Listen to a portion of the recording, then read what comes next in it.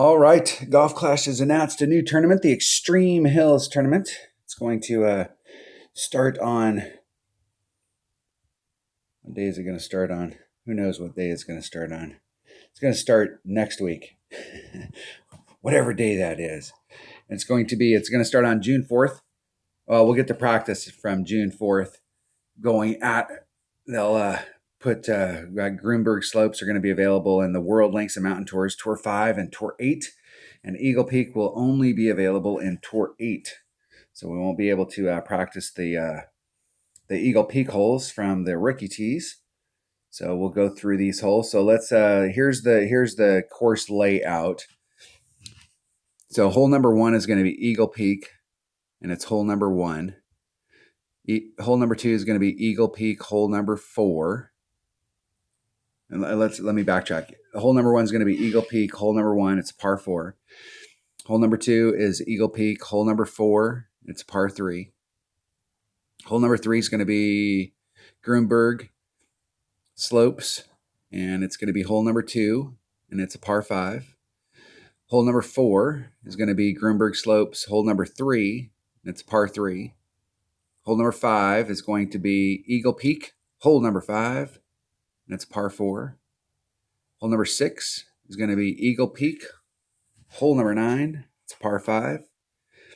Hole number 7 is going to be Gruenberg slopes, hole number 5, it's a par 3. Hole number 8 is going to be Gruenberg slopes, hole number 1, it's a par 4. And hole number 9 is going to be Gruenberg slopes, hole number 9, and it's a par 5. Right there, par 5. That's going to be the holes that we're going to have in this Extreme Hills tournament. So let's go check out the holes. The Gruenberg slope holes we played in the Christmas tournament, and the Eagle Peak holes we played in several. How many tournaments we played these in? Then the Great Outdoors Fall Major. Great Outdoors, I think, was the first time we played in fall, and then the 2018 and the 2019 Fall Major. So I played them a few times. So let's go to hole number 1, Eagle Peak, hole number 1. Da-da-da-da. Now, let me give you a couple. Let me get my pen. Hold on one second. All right, I got my pen working. What would this be without a pen? Come on. There's, in the past, and I am not playing, let me talk about the hole first. There is a shot that you can get down into this hole right here and go at it. This has never been my favorite way to play this. It's tough to get into the hole and to get into the right spot. And you want to get, the further you get to the left is better, but it's a difficult thing to get in the hole. And there's several different ways that you can get in it. You can start off over here and you can bring a club like a QB or a rock or an APOC, something that's got lots of curl, and try and bring it around. You can also hit through these trees, which is not, I mean, if you have any epic fail right here, you're sunk. I mean, you're in a world of hurt.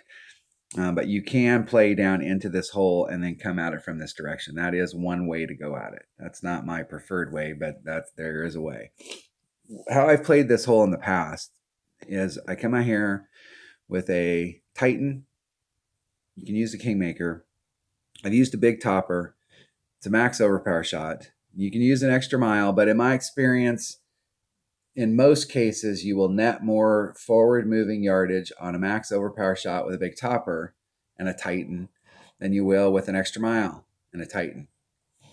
Just because of the topspin. Even though the raw power, with your extra mile, your landing spot's going to be out here. Your starting spot with a big topper, you're going to be back here.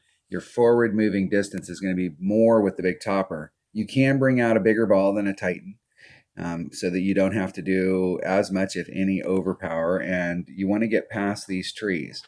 So if you draw the line where the hole's at, and you're coming out, you need to clear these trees right here. You do not want to involve these trees. You can get down in on this shot down into your short iron range. And there's a line down here, and it's like somewhere in this range. If you're in this zone, you're in your short iron. And if you're outside that zone, you're in your long iron.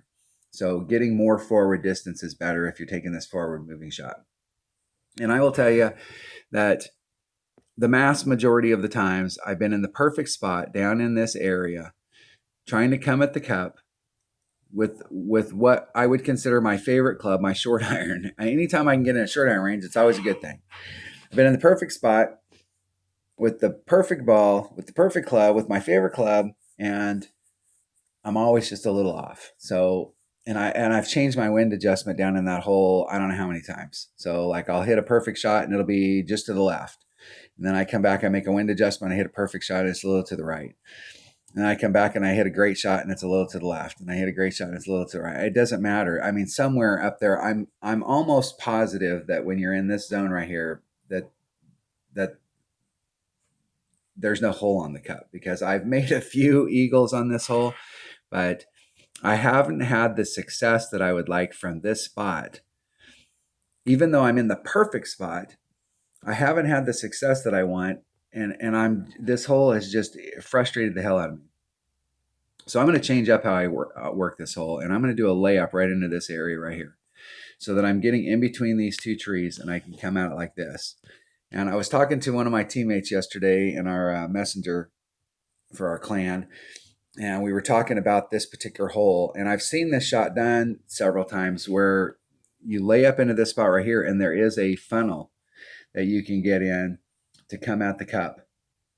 And I'm going to try this shot, and I know I've hit it a couple times just to see, like the last time we played it in the fall major, but it was so late in the fall major, I'd already picked my pony. I'd already determined that I was going to hit up here, and it was so late in the round that I didn't want to mix it up. So I just stuck with this shot, but I'm going to change up how I'm working this hole, because the deal is that I'm not having the success that I want out here. And if you keep beating your head against the wall and you keep expecting a different result, that's insanity. So if I'm not having the success I want out here, I might as well change it. Because if I come out here and I don't have any success, I wasn't having any success out here, so nothing's changed. But if I can do anything to help increase my odds and to lay it up out here, you don't need to do any overpower. You don't need to take the risk. One of the problems with the overpower shot is that you can overpower and you can get bleed here, or you can get caught up behind these trees, or you can blow your drive here and you can end up in the sand. So there's things that can go wrong whenever you're using overpower, and you can find yourself in a spot that's less desirable. If you're out here in the rough, it's not a big deal. If you're behind these trees, it's a big deal, because you could use curl to bring it around, but you have no shot of getting the eagle. You're just trying to recover and save your birdie. So there are things that can go wrong with trying to get out into this area. So if you're laying up right here, I'm not exactly sure where the spot is. And I'm going to have to work this hole to find out where that spot is. And as the week goes on, I'll have a better idea, but this is going to be totally safe to get out here. We can use one of our accurate clubs, and then we can use a sniper. And I'm not sure about the top spin and what we're going to have to do on it, but if you've got lower developed stuff, it's probably going to be maybe a Viper.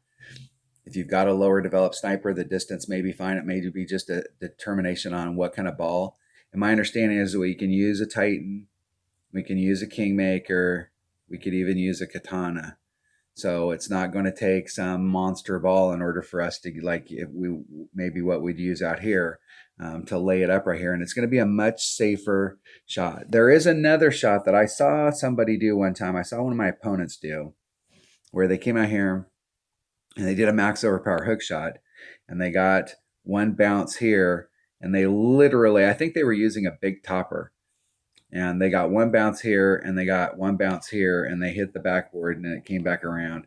And I may try that shot a few times, but it's going to be, the deal is we're not going to have a lot of practice on these Eagle Peak holes, because we're not going to be able to get to them with the rookie tee. So anything that we learned from the pro tees as far as drive isn't going to necessarily help us.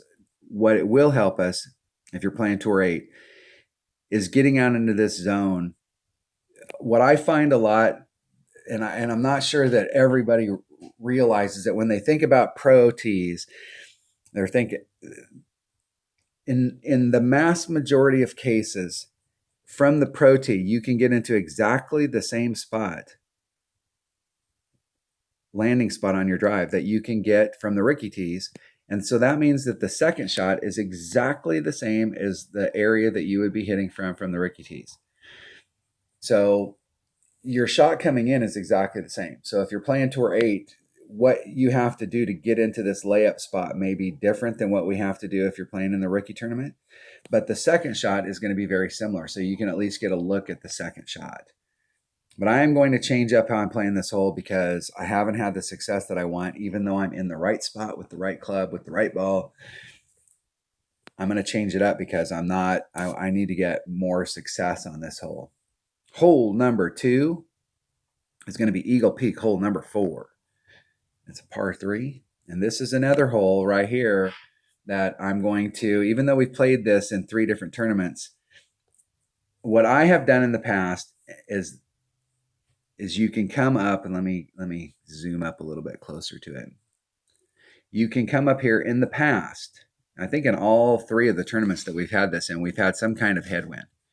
And so if you come here with a Guardian, and I can't remember which ball I was using, whether it was a Katana, and I put together a playthrough with holes, with shots from all these holes so that you can kind of get an idea of what it looks like out on the course, and you can get a look at the terrain. Every single time I've played this hole in the past, I've come in front of my red line right here, and I brought a ball appropriate so that my red line's like right on that rough. And I've come here with a Guardian and put my second bounce right into the cup and just tried to backspin it in because I didn't want to have any epic fails on these holes. Looking at the hole, like thinking about all the different ways that we could come at it. You can do the backspin shot. There's probably a rough bump that you can do here. This type of thin rough bump, especially against the headwind, is probably not my cup of tea. There may be a rough bump that you can do right here, but with the topspin that you'd need to get up there, you'd probably have to bring a Goliath, which isn't my favorite club in the bag, but you can probably do a rough bump there. The angle that you have to come at it from this side, if you were trying to land over here and trying to bring it around, I think you put this sand a little bit too much into play.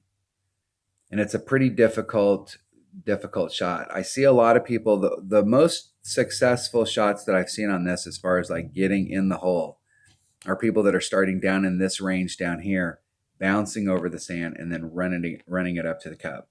And this is the shot, this area down here is what I'm going to explore this week. If I don't find something that I like down here and I can't get this shot worked out, I can always go back to the backspin because that's a pretty straightforward.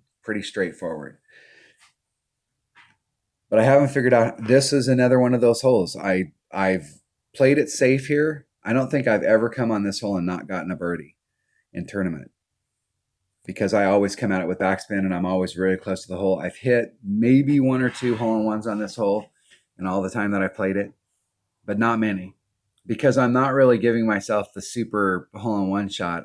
What I'm doing is I'm securing my birdie and I'm going home.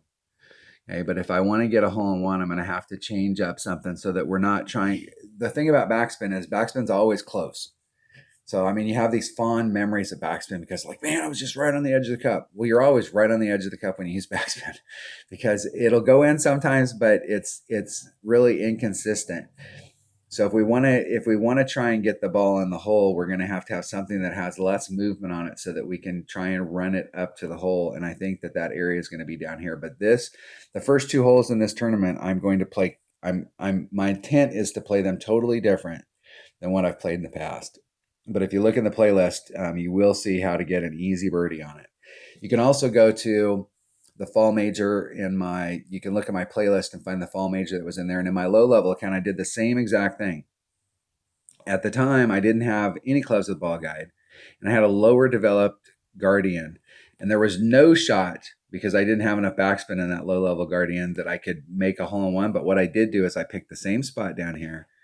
I was back behind the cup and I had like a 4 or 5 foot putt, but it was a guaranteed birdie with my low level account. And I see a lot of people with lower level accounts that this is a hole that can eat your lunch and you can't afford to drop a shot off the minimum score, especially on par 3s. You just can't afford to do it. But I am going to explore this shot down here this week and I'm going to work this area to see what my odds are. And I have no idea what kind of wind adjustments I'll have to do. So I'll start the week off in the practice round on Monday, coming down here in all of my accounts to see what kind of movement I've got to get on the ball. That was hole number 2. And I have no idea how I'm going to play that. And I'd encourage everybody, if you're looking for just, you want to make sure you get birdie, try this backspin shot so that you can see what it looks like. So you know that you have that in your bag.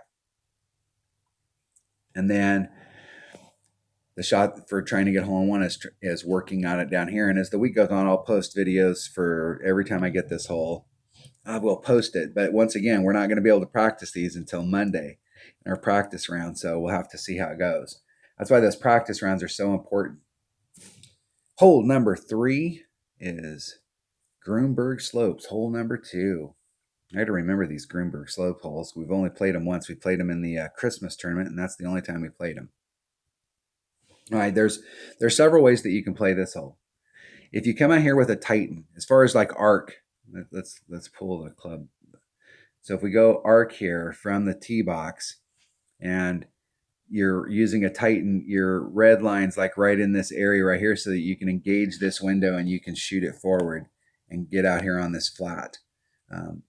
You will have to watch your distance. It drops off. You can see where there's a little shadow line right here and it drops off in the front. So you'll have to watch your distance to make sure that you don't overdrive this area. But you'll have a pretty nice clean shot coming into the cup from up on that hill. So if you're up on this hill, you will have a pretty nice clean shot coming at it. The other way you can go at it is if you bring a power 5 ball in an extra mile, your arc is going to be up here and you can just engage this fairway and try and get more forward distance. So you have more room out here to run the ball forward so that you can get, like, here's your arc here. So this is about as far as you can get here, but over here, you can get way up here. There's some moguls up here and you can get way up into those moguls. What I was doing in the Christmas tournament was coming out here with a power 5 ball, getting in this area. The wind, I believe, was blowing like this. I was taking the wind out and then pushing the power back in. Max topspin, max overpower, and see where those moguls are at. I was trying to get up into those moguls, and from that, it's short iron range. What's up, baby?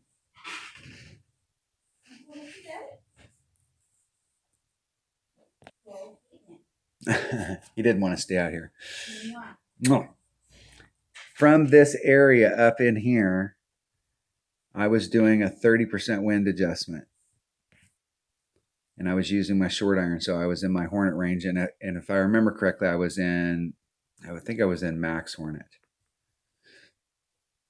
from this area. But here's the terrain here. Here's the green. Here's the flagpole. Here's the green. And from this area right here, this goes uphill. So from where I'm landing at up here, I'm up here. If you play on this side right here and you're not doing the max overpower and you're just trying to run it forward, you're going to end up down in this area and you're going to be in your long iron range. But so here's the flagpole, here's the tee box, here's where I'm hitting at up the hill. And then here's where it is in the long iron range. So depending on where you're at on this hill over here, the farther forward you get, the more uphill it is. So if you're ending up, back in this area, if you're playing on the right-hand side, your elevation above the cup is going to be different than if you're trying to pound it all the way down to the end. And there's some risk on this. This is one of those risk versus reward holes where there's a big risk if you're trying to get it way up here. But the reward is you get in a short iron range and you got a serious look at it. So depending on where you're at in this range, you're going to have to work out with your clubs what that wind adjustment's going to be, because it may not be 30% if you're landing here. And you may be here and you may go, hey man, 25 works great. And you may be here and 20 works great. And so it's going to be different depending on where you're at. You'll have to figure that out for your consistent landing zone. So it's going to be really important when you come out on this hole to keep track of your distances. So if you're hitting at 390 and then you're hitting at 395 and then you're hitting at 388, you're in this range right here. Your wind adjustment is going to be different from somebody that's hitting at 410 or 420. They're in this range. So you'll have to figure that out depending on where your landing zone is. So the stuff that goes out in the community where they go, oh yeah, you do a 10% or you do a 20% on that, it's written in stone. Moses brought it down from the mountain. That's BS, because one person may be hitting up here and another person's consistent landing zone may be here, or you may be shooting from the top of this hill. So depending on where you're at, you're going to have to make adjustments based off of your landing zone with the clubs that you're bringing. All right, what's our next hole? What hole is this? Well, that was hole number 2. Let me put a little marker just so I can remember which freaking hole I'm on. Gruenberg Slopes, hole number 3, par 3. All right, my observation on this hole is that with a sniper and a power 3 ball, so I was using a sniper, I was using a Kingmaker, you cut the wind down. It's pretty straightforward, so you don't need the side spin. It's all about cutting the wind down. You can use a Titan on this, but the power 3 ball was important. It put my red line like right in here, and so I was right at min club. I'm at minimum club, and the way I play my sniper at minimum club is 1.5 per ring. But even though I was at minimum club, I was using a max number. That's 1 per ring. So, and I was not doing any elevation adjustment. I was just doing a 1 per ring. So if you're doing a 1 per ring at minimum club, then that means that you're doing a 50% wind adjustment. So I'm not doing any more elevation than what I'm doing just in my normal move. So I was doing a max adjustment, 1 per ring, and going straight at it. And if you hit it perfect, you had serious looks at getting a hole-in-one here. There is a rough bump that you can do on this hole. And it's coming at it from this area right here on this tip, depending on, where your club is. So if if you're using a power 3 ball and your red line's here, this is going to put you somewhere in like mid club. So depending on what ball you bring, you could bring out a smaller ball, and you're going to have to adjust this depending on what the deal is, but you'll have to use a lot of side spin. So you're going to need side spin if you're doing this rough bump. I'm not a fan of hitting these types of rough bumps where I'm engaging it on this side. Now, depending on how the wind was blowing, if the wind was blowing in this direction or if the wind was blowing in this direction, then if you make a bad wind adjustment, you're still in the rough. But when you're in the rough in this type of situation, if you hit it great to the left, you could end up in the sand. You hit it great to the right, you can end up in the fairway, and then you're in big trouble. I typically like to engage these types of shots right here so that I'm giving myself more room on the left or the right, so that if I make a bad wind adjustment, I'm still going to be in the rough, or I'm still going to be in the rough. And so depending on which way the wind's blowing, if the wind's blowing the sand here looks like it's a pretty gradual transition on this side. We've got a little bit of a shadow right here. So it's probably, it may affect your adjustment if you're coming into the sand, but there is a rough bump that you can do here. And I saw people in the Christmas tournament doing this rough bump. But I thought that the shot that I was taking with my sniper from back here using minimum club with a max ring adjustment was pretty decent. I hit some hole-in-ones. The first time these holes were out in the practice session, I think the very first time I was on the hole, I hit a hole-in-one. And I hit several hole-in-ones during the tournament. So I'm going to stay back here and do this because I'm not sure that the rough bump will increase my odds of getting a hole-in-one. I could be wrong because we've only played these holes a limited amount of time, but there are a couple different ways that we can come at this hole. But I do know that if you're at minimum club, you use a max ring adjustment. You've already built in the elevation adjustment. Hole number 5, going to be Eagle Peak. Hole number 5. All right.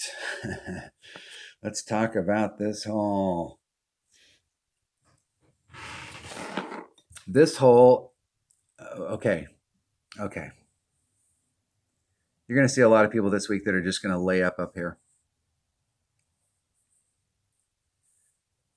This shot, and there's another hole that's an Eagle Peak that we've played quite a few times, another one of the par 4s that's got the little Y on it so that you can lay up over here, you can lay up over here. And this hole is very similar to that. These two layup shots and this layup shot right here blow because you're here, and here's the cup down here. And trying to get this second shot to go into the hole is like, that is one of the worst.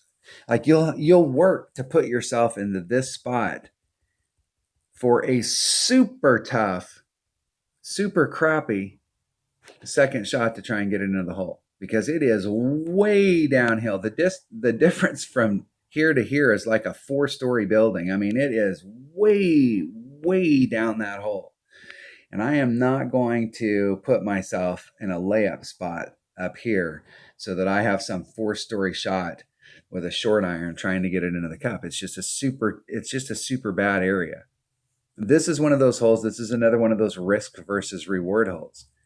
The worst thing that can happen to you here is that you get caught up behind these trees, or you get caught up behind these trees. And here's how you get out.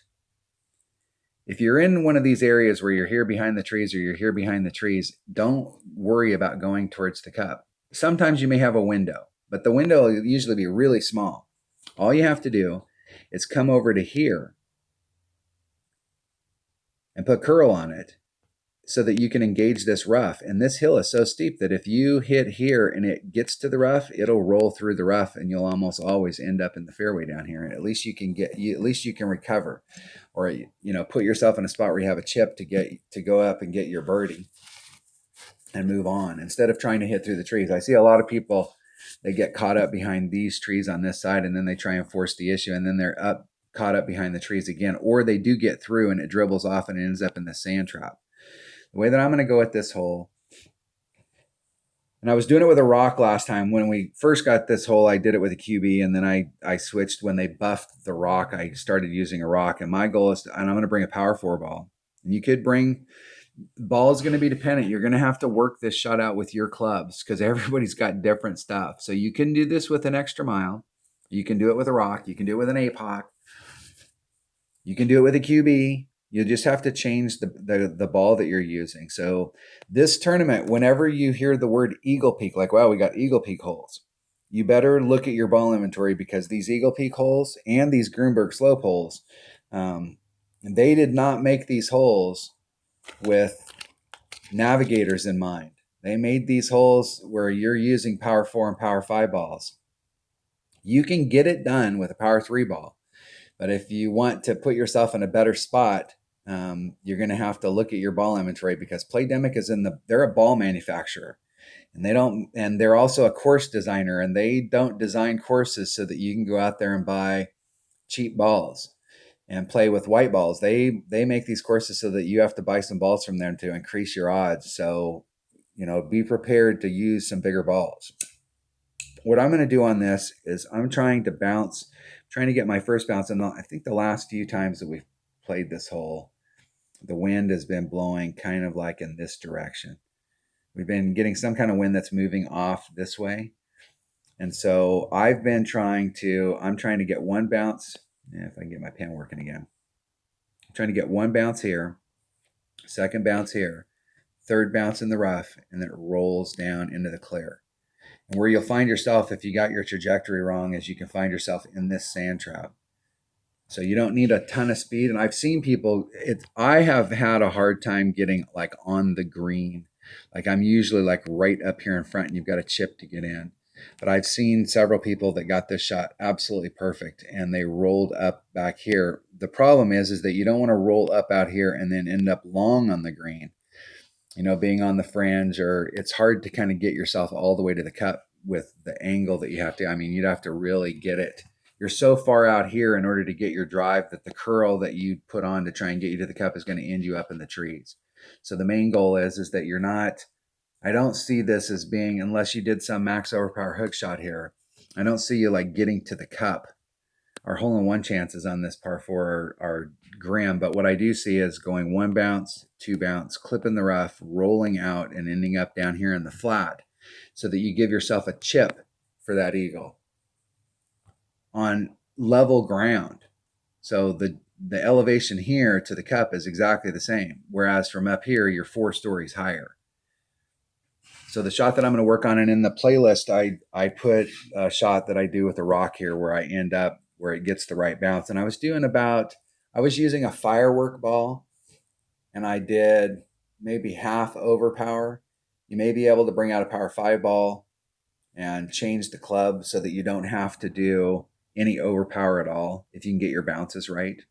So I'm going to work on this hole to see if I can increase my odds of getting down there in the perfect area. You may be able to do it with an extra mile. and get the right trajectory. But I anytime I can bring out an accurate club, I'm all for that. But what I didn't like is the overpower, having to put the little bit of overpower on there. That can make it inconsistent if you hit it great to the left or the right. So I will continue to work on this hole to try and get a really good shot so that I can end up down in this area with as little risk as possible. But this is definitely the area to get down here. It's worth the effort. So if you can get down into that area, it's definitely worth the effort. It'll increase your odds of getting an eagle on this hole. And this is a key hole for us to try and get eagle on. I mean, all the par fours are always key holes, but this is a great opportunity here to give us a short chip in for eagle. A lot of those par fours, like the first hole in this tournament, you still have a long shot to get in. Here, we can put ourselves into a very short pitch to try and get it into the cup. All right, that was hole number 5. Hole number 6 is going to be Eagle Peak. Hold on one second. All right, it's garbage day. I forgot all about it. I had to run my garbage outside before they drove off. All right, we're on hole number 6, and this is Eagle Peak, hole number 9. All right. So the first couple of tournaments that this hole was in, I always played it to this side right here. And the goal here is, if you draw a line from the flagpole along these trees, you need to get in front of that so you have a straight in shot and you don't have to involve any curl. If you're out in this area, you can still get up, but you may have to, if you don't have depending on where you're at out there, if you don't have a ball that's got a lot of side spin on it, you may have to involve the word curl, which is going to diminish your shot. So depending on your extra mile level, if you've got an extra mile 7 or 8, 9, you've got more curl. And so when you're on the tee box and your ball is coming out in this direction right here, you can just barely clear this down here, and you've got enough curl that you can cover the gap and you can get, somewhere in this trajectory. Ideally, you can make it as far as this shadow, but usually you want to get like out into this area right here, and you've got a pretty straight shot, and you're on this side of the trees, so you've got a pretty straight shot into the cup. You can bring out a bigger ball so that you can give yourself more distance. So if you've got like an extra mile 6 or lower, the deal is you don't have enough curl to get yourself out there. So what'll happen is here's the shortest point. And if you draw a line right here like this, the farther you go to the right, the more distance you have to get in order to clear this rough. So if you're trying to straighten it out because you've got an extra mile 6, so you don't have to put as much curl on it because you don't have as much curl, you have to have more distance in order to clear this rough, and you'll find yourself clipping this rough and you'll end up bleeding out right here. And then you've got a big shot coming in. You can also take a big topper from this side right here, max topspin, and bleed it out. And you can get somewhere out into this range. You may have to bring a big club, like a big dog, in order to get you the distance that you need from these areas to get up in towards the cup. And it's a pretty narrow little fairway down in here. So like with a big, if you're in that range and you've got a big dog, coming back here where it's a little bit wider, where you got a little bit more distance because a big dog doesn't have a lot of accuracy, and using a little bit more topspin to run it up towards the cup. I put myself in this spot, I don't know how many times, and had a perfect sniper shot coming into the cup. And I think I hit like maybe one Albie in like 30 shots. And I was in the perfect spot with a Kingmaker, with a sniper going into it. And I was just not getting the results. This is the whole deal about these Eagle Peak holes. So the last tournament, I came down, my teammate Dez said, hey man, there's a funnel that you can get, or there's a trajectory that you can get if you lay up down here, and you can bring your sniper, your red line's like in this area right here, and you can put topspin on it. And you can follow on the back side of this green, there's a backboard, and you can follow that backboard where you can get your tail to come back down towards the cup. And if you can engage that tail, if you've got a sniper that's got ball guide, you can engage that tail right back to the cup. And if you hit it perfect, you got a serious chance of making albie. So I switched to that shot in the very, I think maybe the first or second time I was on it, I hit an albie. So my odds went up. I think that was the only albie that I hit. Yeah, I may have hit 2 using that shot that week, but at least it was possible. So I'm gonna do the shot going down low. And depending on, to me, this is the type of shot when you're trying to come down into one of these types of areas that if you've got an accurate club, it's better because your margin for error down here is pretty slim. There's several different ways that you could get out in this area. You could do a rough bump here and then rough bump it out. You want to get as close to the front as you can, but you don't have to be right up against it. With a rock, if you got an upper developed rock, I was using I think I was using almost max backspin, but you can use like 4 backspin. Center of the fairway. You can start off here in the center, little teeny bit of curl, and just lay it up right here so that you've got that sniper shot coming in. And once again, like I said, your red line's going to be back in this area, so you'll have to engage topspin on your sniper. With a Kingmaker, I was in, where is this hole? With a Kingmaker, I was at +6 in my area that I set up here, and I think I used max backspin, 4 backspin right in that neighborhood. On my sniper shot coming in, I was at +12. And that's where I could get my tail to engage. If I was any farther, like if you get a little bit deeper down in this and you push it forward more on this end, and clear that off. If you get really deep down into this area so that your red line for your sniper is farther forward, I couldn't get my tail to engage. So I couldn't see where I was actually I couldn't get the tail to guide me back down to the hole. But when I went back and watched the video on the one that I made, I was at +12 in this area with the Kingmaker. And at that distance. So if you're not getting your tail to engage, the deal is you need to pull it back a little bit more so that you're more on the hill right here. This terrain goes downhill and it's kind of flat and then it goes back uphill. So you can pull it back just a little bit to try and get your tail to engage. And once you get your tail to engage, you can start to dial it into the cup. But when I was there, I was at the +12 mark. And that's where my tail started engaging. But that's definitely how I'm going to play this hole this week. Because I shot out into this area a bunch of times and you've got a great shot to go in there, but I'm not. But the other thing about over here is it's a max OP shot to get up into this area, and that's a variable. What you cannot afford to do if you're doing this layup shot down here at the bottom is fail right here. If you fail right here, you're sunk. You're SOL. And that's a technical term. Okay, that is no bueno.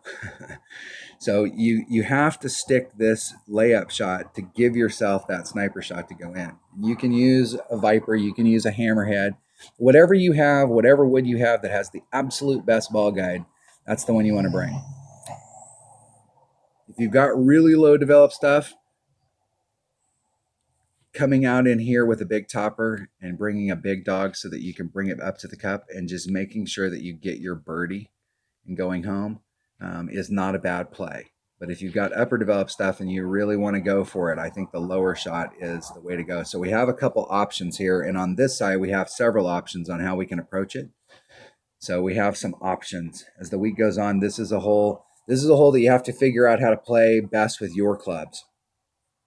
With my lower level account, my 99 account, I continued to play out into this area right here with a big topper. My extra mile at the time was a level 6, and it was so dangerous to try and get past this, and it was max OP. I was trying to get past this. I came out with a big topper, hit it down to this area, brought a big dog, brought it home, got my eagle, moved on to the next hole. This wasn't a hole that I had a great opportunity for Albie, but it was a great opportunity to epic fail, and I didn't want to be in that group. I wanted to increase my odds of getting on another hole and making a shot and not losing a shot on this hole. All right, that's Eagle Peak hole number 9. Now we're on the Gruenberg slopes. We got a 3-hole set where we're on Gruenberg slopes. So hole number 7 is going to be on Gruenberg slopes. Hole number 5. And this hole right here, and in the weekend round, and unfortunately I shot my weekend round in 2 videos. I shot the front 9 and the back 9. And I think I finally hit a hole in one on this hole in the weekend round, but there are several different ways that you can go at it. I am not a fan of hitting these types of shots where you're on this right here. This slope is like this. And so if you're trying to hit here and everything goes perfect, it's perfect. But if you hit low, it's going to take a really big bounce to the left. If you hit high, it's going to take a really big bounce to the right. And you could end up in trouble if you're trying to bring it over from this side over the sand to try and get up there. Same thing with hitting in this area right here. Now, there may be a better shot coming from here because of the way that the course is laid out. This is a little bit flatter, and you could bring the ball around to the hole. So, I mean, if you're dead set about bouncing over this sand, I would think that the shot on the left is probably going to give you a better shot of getting a hole in one than this side on the right. I saw a lot of people. If you're a fan of Hammer and Hank, he's going to definitely come in here with a Goliath, and he's going to use this rough area right here and go for this shot. But there are some big risks that are involved here. But there is a money shot that's down here, and I'm pretty sure you'll have to use a Goliath as far as getting the top spin that it'll take to get to the hole. But there is a rough bump here. There may even be a rough bump from right here if you brought a 3 side spin ball. And I'm not sure what this area would look like, but and you could probably do this one over here and you wouldn't have to bring a Goliath. I'm not a really big fan of a Goliath, so but there is a shot that you could do from over here. There is a rough bump that you could do right here. What I was doing was coming at it right in this area where it's flat. Let me see if I can get that on there. So there's a hill right here, and you can see all these little moguls, and this slopes down, so it looks kind of like this. And I did not want to engage these moguls or that hill, because you could, once again, if you get a little bit off trajectory, you can or if you make a bad wind adjustment, you could end up going for a wild ride. I wanted to get down into this area right here where it's flat and try and bring the ball back to the hole using side spin. And I was using a Grizzly and a Kingmaker. I was in mid club, doing 1.5 per ring, and I was doing a 20% wind adjustment. And with my Grizzly, I was doing max backspin, and I was dialing it up to the cup. And all week long, I was like, and part of it on this hole was during the week, I hit very few perfects, but in the weekend round, I did catch some perfects, and I finally did get some hole-in-ones on this hole. But it took me all week long to do it. But I think that there is a great hole-in-one shot that we can do from this side right here without having to do the rough bumps. But there is some rough bumps that we can do here that we can increase our odds. And there's probably a shot that you can do from here that you can bounce it from here and bounce it over. Typically on par threes, I like to get as close as I can. I don't like to involve traps, because if you're doing the rough bump or doing this shot right here, you've taken all of these traps. These traps don't exist. You've taken all this stuff out of play. And anytime I can take traps out of play, that's a good thing. I mean, there's hardly any downside to taking traps out of play. But this is definitely going to be a hole that we can get hole-in-ones on. And depending on what level clubs you have and what you've got in your bag, there are some options. But I think I'm going to see a lot of people doing the rough bump this week. And I'm going to try this rough bump. And I'm going to see, like, if there is a rough bump that we can do up here. It may be too sharp of an angle for us to get from here back to the cup from the tee box, even with side spin. And you don't want to have to involve the word curl, because there's other ways that you can get to this hole without using the word curl. And so this spot may or may not work, but I'm going to explore this rough bump. I will look at what it looks like to bounce it over from here to see if I can increase my odds, but there is a good shot that you can do from this area right here. Hole number 8, Gruenberg slopes, hole number 1. You know what's funny about these, and how long are we into this? We're 44 minutes into it. I always shoot these videos with the intent that, hey man, it'll only be like 15 or 20 minutes. I get done, I go back and I watch the video, and I'm thinking, man, there's 5,000 shots that I didn't even think about or cover or talk about on these holes. You can do this hole in multiple ways, but the key here is power 5 ball. So we don't have to do any overpower, and you can get your shot down into this area right here where you got 1 bounce here, 2 bounces here, and you're trying to run up through this rough area and get up towards the cup. It's very, very important that you don't go over this green because it goes downhill and you will immediately end up in the rough.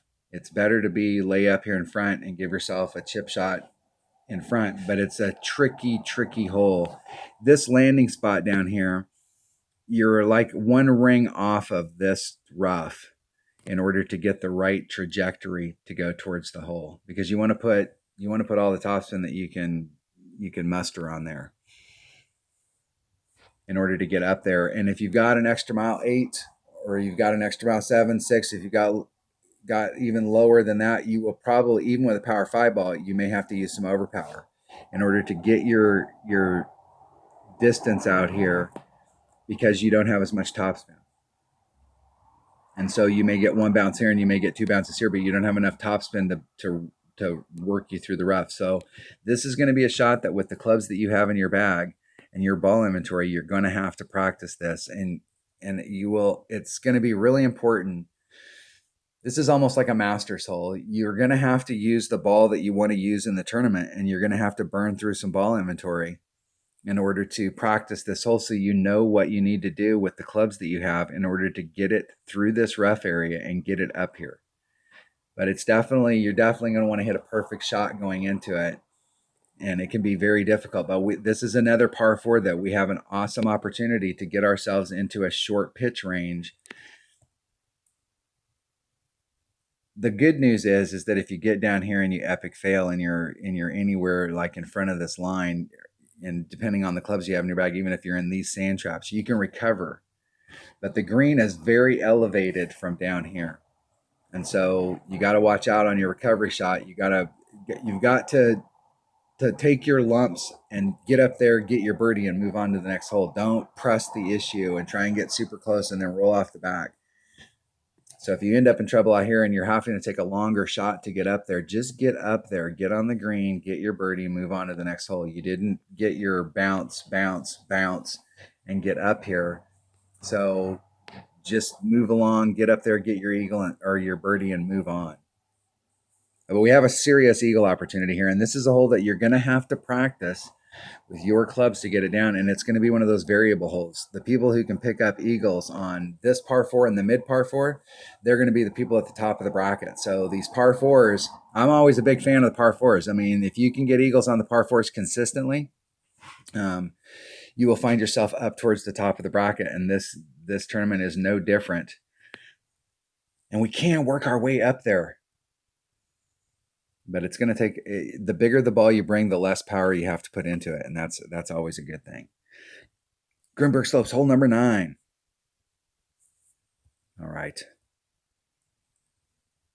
I see a lot of people hitting up into here. You need to get far enough forward. See these trees right here? You need to get in front of that shadow, because from the green coming up, to end up clearing these trees right here, so these trees are not in your way, you need to get in front of that shadow, and you need to get out into that area right there. It's a pretty difficult, coming from this side right here, it doesn't look like it in the picture. But when you come into this area right here, it drops off quite a bit. And so it's not hard to get the ball up there, but if you're going to shoot straight forward, you've got to get in front of those shadows somewhere into this area so that you can clear these trees, and then you've got a nice shot coming in. With my lower level account, what I did was I laid it up right here on the top of the hill. I could use a Titan, you could use a Kingmaker, and then your shot coming in, you've got to do this. So you got to use curl to bring it around, and it's a blind curl shot. You're out here, you're doing backspin, side spin, and then curl to try and anticipate where the ball will terminate. You have very low chance of getting Albie from up here. Low. But if you've got lower developed clubs and you're just struggling to get the eagle, there is a nice little layup shot that you can do right here. The thing about coming over here is that you may have to put some power on it depending on your clubs, in order to get in front of that shadow.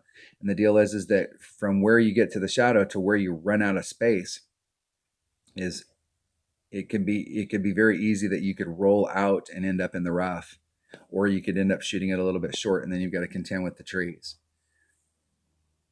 If you've got the ball inventory, the way to play this hole, if I can get my pen, working so I can move the screen. If you've got the ball inventory, is to come out here with your extra mile, max OP, and your first bounce is here, and your second bounce is here, and you're trying to run that ball forward and get it as far up here as you possibly can. Max OP, max top spin, biggest ball that you have in your bag. I'm not sure if you can get this done with a power 3 ball.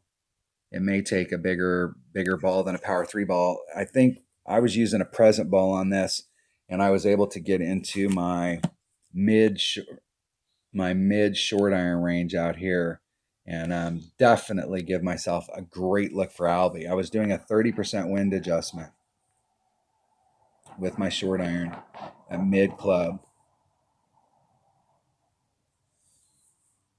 So 1 bounce, 2 bounce, running it forward, trying to get into your short iron range. And that's definitely going to be the shot that I'm going to play all week. With my upper developed account. With my lower developed account, I'm going to continue to do the layup here, bring it around, get my eagle, and move myself along, because I don't have the club to get me over here, so there's no reason to bring out a big ball. So I can do this shot right here with the Titan, the king of balls. And if you're hitting it out into here, you've got to get it out there quite a ways to get to that point. So I was having a hard time getting the distance right with my lower level account, but this shot right here was very doable every time. All right, hold on 1 second. Maybe. All right, sorry about that. Getting ready to go to work, so my nephew's calling me up, seeing what our plan was for the day. All right, on this hole, once again, out here, trying to go for Albie. Trying to get the Albie. So we have 3 different options here: layup, Albie. Let's go look at my. Let's go in the game. I set up a playlist for the Golf Clash Extreme Hills Rookie Walkthrough, and I've put holes from other tournaments so that we have all of the holes in here, so that you can at least see one way of playing them. Some of the holes, hole number 1, hole number 2, I'm going to change up how I'm playing them, but I did. I think the other holes I'm pretty much going to play exactly like it shows in here, and I'll just have to continue to work. If the wind is different, we'll have to make adjustments based off of the wind, especially on the par 3s. We may look at one shot and go, yeah, that's the shot I want to take, and then in the tournament the wind's blowing in a non-favorable way, and we have to change that stuff up. But we will have to play that out and see what happens in Monday's practice round when we go out there and we can actually see what the tournament winds are, so that we can make adjustments in our shots. Really working on elevations. My typical MO is that I'm not too concerned about elevations at the beginning of the week. I want to have a little bit of knowledge about what's going on, but as the week goes on, depending on where I'm at and the wind that we're dealing with, I'll have to work on those elevation adjustments. So if you think at the beginning of the week that you've got an elevation adjustment and that's like written in stone, it's not. Those things will change depending on the wind that the wind that we get, and how this tournament plays out. You always have to tweak them just a little, and so be flexible with the clubs that you have and the balls that you're going to use, and be flexible on those elevation adjustments. I want to thank everybody for subscribing to the channel. If you're not a subscriber, please hit subscribe down at the bottom. The channel's doing awesome. I hit a big milestone over the last few days, and I'm at 910 subscribers. I hit the 900 milestone, so we're on our way to 1,000. I'm going to get with Dale Appleby this weekend. On Saturday, I'm going to get with Dale Appleby, and we're going to test out all of my streaming stuff. And me and him may try and do like a dual stream, just so that we can test to make sure all my stuff's working, so I can set up to start streaming. I told everybody if I get to 1,000 viewers, I'd start streaming. So I want to get all that stuff tested out and get everything rolling. And I'll keep working on that. And hopefully everybody has a great tournament. Have fun on Monday's practice round. Try not to qualify. be nice to your opponents if you're forfeiting. Don't ruin their rounds. Let them get their stuff, but try and use Monday as a practice round to go out there and really get a look at the hole, especially the Eagle Peak holes, because we're not going to get to look at them from the rookie tees. And I will see you in Tour 5. Unfortunately, we won't be able to play a lot of friendlies to get these holes, but I will see you out there on Tour 5 and we can get the Gruenberg slopes. Thanks for watching.